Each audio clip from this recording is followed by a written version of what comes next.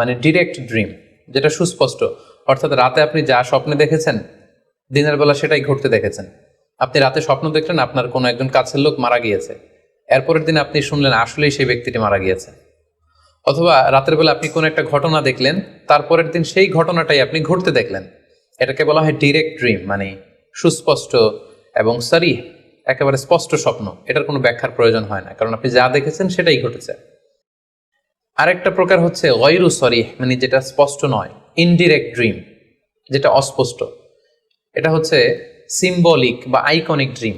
আপনি এমন অস্পষ্ট আইকনিক বা এমন কিছু সিম্বল দেখেছেন রাতে ঘুমের ঘরে স্বপ্নে, যেটা থেকে সুস্পষ্ট আসলে কিছু বোঝা যায় না, বরং এখানে একটা সিম্বল আছে, এখানে একটা প্রতীক আছে বা আইকন আছে। এই জাতীয় যে স্বপ্নগুলো আছে সাধারণত এগুলোর ব্যাখ্যার প্রয়োজন হয়, যেহেতু আপনি বুঝতে পারছেন না যে এটা দিয়ে আসলে কি বোঝানো হচ্ছে। সম্মানিত সুধী, এ পর্যায়ে আমরা জানার চেষ্টা করব যে সত্য স্বপ্নের আলামত কি কি, অর্থাৎ কিভাবে বুঝবো যে আমি যে স্বপ্নটা দেখেছি এই স্বপ্নটা সত্য কিনা বা অর্থবহ কিনা। অনেকে আমাদের কাছে জানতে চায় যে আমি এই স্বপ্নটা দেখেছি, এটা কি সত্য স্বপ্ন, এটা কি অর্থবহ স্বপ্ন, বা এটা কি আল্লাহর পক্ষ থেকে কোনো গাইডেন্স মূলক বা দিক নির্দেশনা বা সুসংবাদমূলক স্বপ্ন, কিভাবে আমরা বুঝতে পারি, আমরা জানবার চেষ্টা করব। এক্ষেত্রে আমরা বলবো যে কেউ যদি স্বপ্নে রশি দেখে, স্বপ্নে যদি সে রশি দেখে তাহলে এটা গুড সাইন। এটা কেমন যেন আল্লাহর সাথে একটা প্রতিশ্রুতির সাথে সম্পৃক্ত, কারণ আল্লাহ তাআলা কোরআনে ইরশাদ করেছেন ওয়াতাসিমু বিহাবলিল্লাহি জামিআ।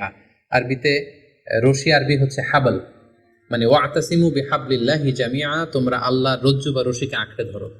তাহলে রশি দেখা মানে এখানে আমরা আল্লাহর ওয়াদাগুলো যেন পূরণ করি, আল্লাহর আনুগত্য যেন আমরা প্রপারলি করতে পারি, এটা ইঙ্গিত করছে। এরপর স্বপ্নে যদি আমরা কাক দেখি, এটা সাধারণত একটা নেগেটিভ সাইন বহন করে, কারণ কাককে আল্লাহ রাসূল সাল্লাল্লাহু আলাইহি ওয়াসাল্লাম ফাসিক বা ফুয়াইসিক বলেছেন। সো আমরা যদি স্বপ্নে কাক দেখি, এটাকে আমরা পজিটিভ কোনো সাইন মনে না করে নেগেটিভ সাইন মনে করতে পারি। তৃতীয়ত, আমরা যদি স্বপ্নে লম্বা কাপড় দেখি এটা গুড সাইন। কারো গায়ে যদি লম্বা জামা থাকে তাহলে এটা গুড সাইন, আর খাটো জামা থাকলে সাধারণত এটা নেগেটিভ সাইন।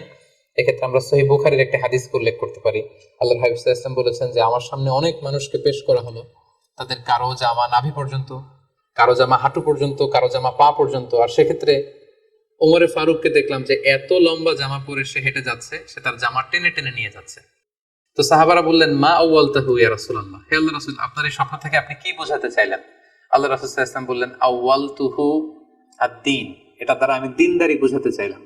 অর্থাৎ যার জামা লম্বা তার মানে তার তাকওয়া বেশি বা তার দিনদারি বেশি। আর স্বপ্নে যদি কারো জামা খুব ছোট খাটো বা জামাহীন অবস্থায় কাউকে দেখা হয়, এটা সাধারণত তার দিনদারি কমে যাচ্ছে বা তার তাকওয়া is decreasing day after day, এটার একটা সাইন বহন করে। পাশাপাশি দুধ, স্বপ্নে যদি কেউ দেখে সে দুধ খাচ্ছে, এটা একটা ভালো সাইন। স্বপ্নে দুধ খেতে যদি দেখা হয় তাহলে তার জ্ঞান বৃদ্ধি পাবে বলে এটা একটা সাইন বা আলামত বহন করে।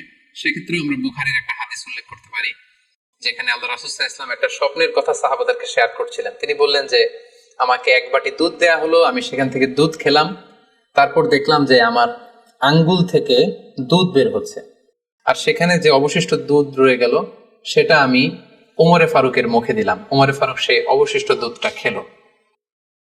এই স্বপ্নের কথা শুনে সাহাবারা বললেন মা আউয়ালতা বিহি ইয়া রাসূলুল্লাহ, হে আল্লাহর রাসূল, এটা দিয়ে আপনি কি ব্যাখ্যা করলেন? ফামা আউয়ালতাহু ইয়া রাসূলুল্লাহ, আল্লাহ রাসূল সাল্লাল্লাহু আলাইহি ওয়াসাল্লাম বললেন আল ইলম, এটা দিয়ে আমি জ্ঞানের ব্যাখ্যা করেছি। অর্থাৎ দুধ হচ্ছে জ্ঞানের প্রতীক।